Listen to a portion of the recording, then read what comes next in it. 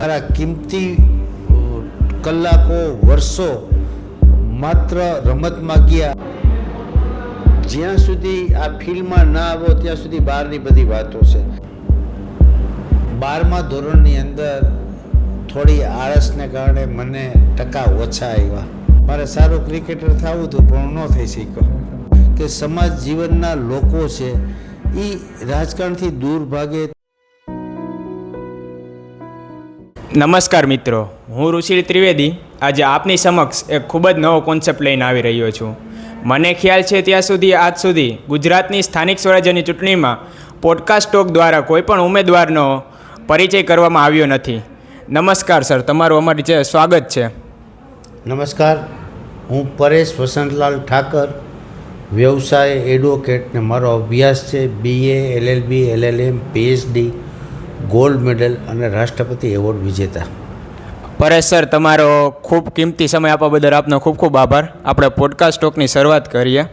Sir, તમારા બાળપણ વિશે અને તમારા અભ્યાસ વિશે થોડું કહેશો?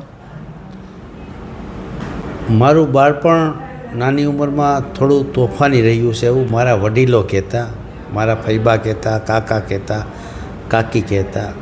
પણ બાળપણમાં ઘણી બધી બાબતો એવી હતી કે જે આપણા સ્વપ્ન સેવાતા, કે રાષ્ટ્રીય નેતાઓના જ્યારે પ્રવચનો હોય એ સાંભળતા ત્યારે એવી એક ઈચ્છા હતી કે રાજકીય પક્ષોમાં પણ કામ કરવું જોઈએ, અને એના આધારે રાજકીય જીવનમાં પ્રવેશ થયો છે. સર, આપનો અભ્યાસકાળ?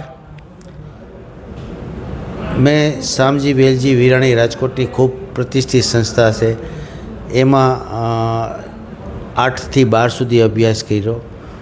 12 પછી ધર્મેન્દ્ર કોલેજમાં BA કર્યું અને LLB રાજકોટની કોલેજમાં કર્યું.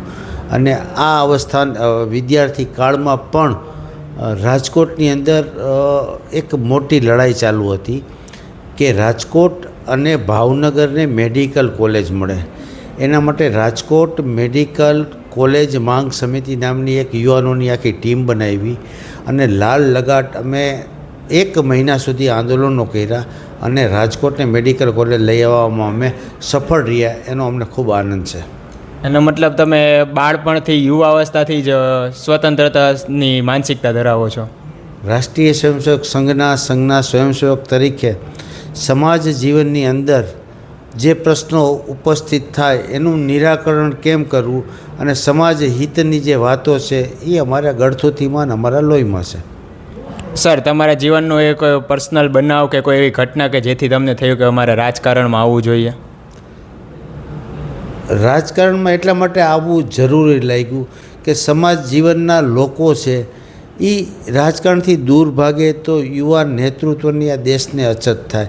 શિક્ષિત લોકો રાજકારણમાં આવે તો નવા વિચારો, નવી ઉર્જા અને નવી નવી ટેકનિક શીખીને વર્તમાન સમયમાં જે દેશ ચાલી રહ્યો છે એમાં વધારે ઊંચાઈથી આ દેશને, મહાનગરને, સ્થાનિક સ્વરાજ્યમાં એની નવી વિકાસની એક દિશા ખોલી શકે. સર, તમે તમારું પર્સનલ જીવન અને સામાજિક જીવનને કઈ રીતે બેલેન્સ કરીને ચાલો છો?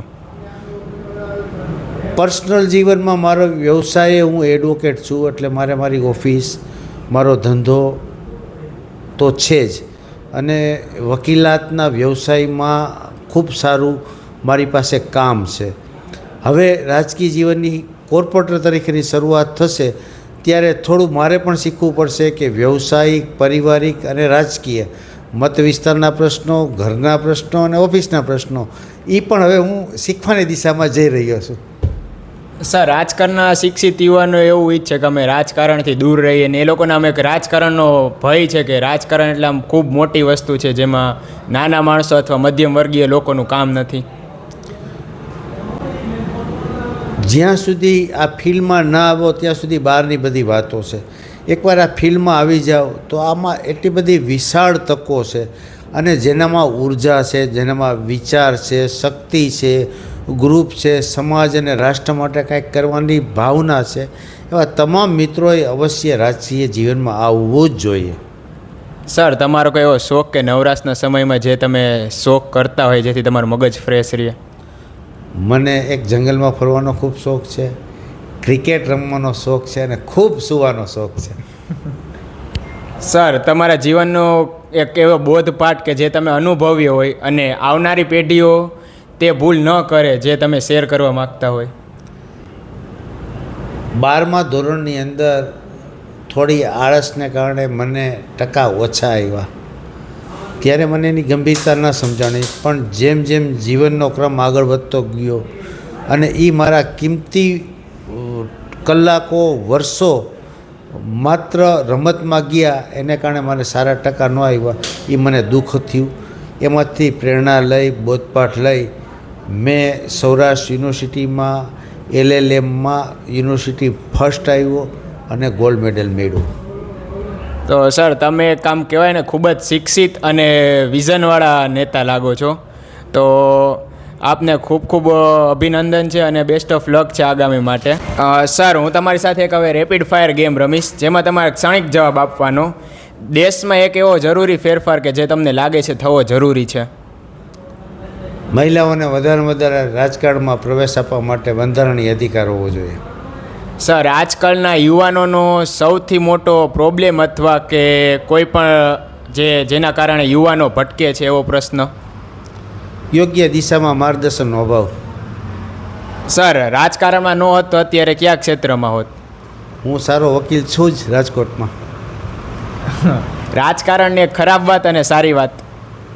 નકારાત્મક બાબતોનો સૌથી વધારે વ્યાપક ફેલાવો. સર રેલી સ્પીચ કે પોડકાસ્ટો? રેલી. અને સર તમારા જીવનનું એક બિગેસ્ટ રિગ્રેટ કે આ મેં અચીવ ન કર્યું અથવા આ સમયે મેં આ ન કર્યું, કાશ મારે ફરીથી સમય આવે તો એ હું કરી શકું? મારે સારું ક્રિકેટર થવું હતું પણ હું ન થઈ શક્યો. સર ધન્યવાદ ખૂબ આપનો આવા વ્યસ્ત સમયમાં થોડોક સમય અમારા માટે આપ્યો એ બદલ. અને સર તમને બેસ્ટ ઓફ લક.